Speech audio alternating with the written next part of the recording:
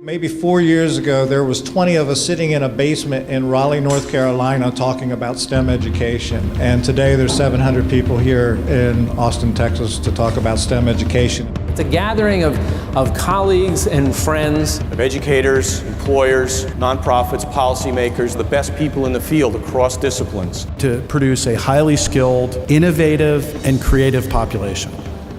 So this is the absolutely perfect time to be talking about STEM education, because STEM education is not simply an emphasis on science, technology, engineering, and mathematics. STEM education is a new way of educating people. It really is about understanding how to learn. The tools to be deep thinkers and to solve problems that we just don't know the answer to, but we know that they'll have the tools. The big question that everybody needs to focus on is scale.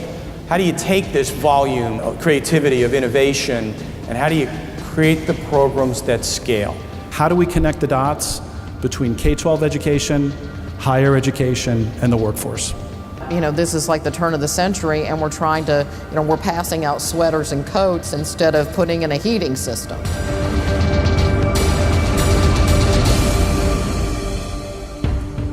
STEMx, the Patel Foundation and the folks over there, they now have 19 states signed on. 19 states total are part of the STEMx Network. The reason I like it and the reason I'm here, the reason I talk about it, is because it's bottom up, grassroots. They are creating the blueprint, the template that will work at the state level. And so our mission is really connecting these statewide STEM networks and education stakeholders to speed up.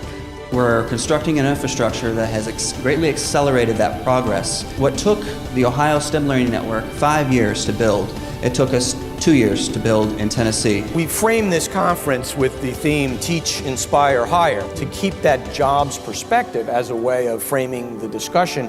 What's the incentive to do this? Well, it's jobs. We don't start a STEM school, we don't embrace a STEM program unless it has an embedded partnership between K-12, higher education, so that there's a clearly seamless track there, and a lead business and a coalition of businesses in our communities. They have to be built into the school from the very beginning. So by working collectively with people who have found great, sustainable, effective solutions, we actually have an answer that people can embrace without reinventing the wheel.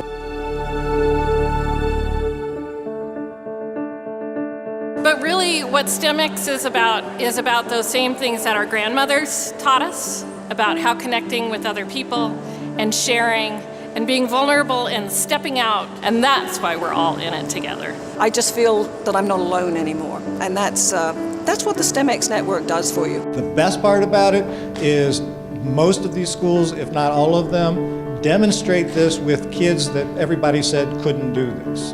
Inspiration is that which changes you. It changes your life trajectory. It doesn't happen without engagement. So you'd almost have to find a way to create a grassroots demand side increase in people wanting this rather than the top-down being dictated to. If you have a successful engagement strategy in the classroom, your students are not conscious of the fact they're sitting in a classroom. We call it narrative transport. It's what happens to us in a movie when we forget we're in a theater. I was one of those kids who took apart everything. As a child, I took apart my bicycle, I took apart the TV. Building rockets out of the wrapping paper tubes. My dad was a remarkable curriculum innovator, created the first ever course on the Holocaust to be taught to high school students. She taught me biology and just took me outside of the classroom. My mom focused her time on teaching students to build their basic research skills. A lot of the most difficult students ended up working with my mom, and she helped to turn them around. She raised her hand and she said, "Mr. Robertson, it's easy. In math and science classes, we solve problems. In my other classes, we learn facts." She taught me that wondering is what scientists do. And being told, baby, you can do it. Just figure out what you want to see at the end, and you can do it.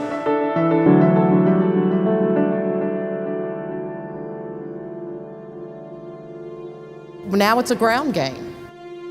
Every local school district and every state in this country, it's a look in the mirror kind of moment, and you think, holy cow, our kids are not up to snuff.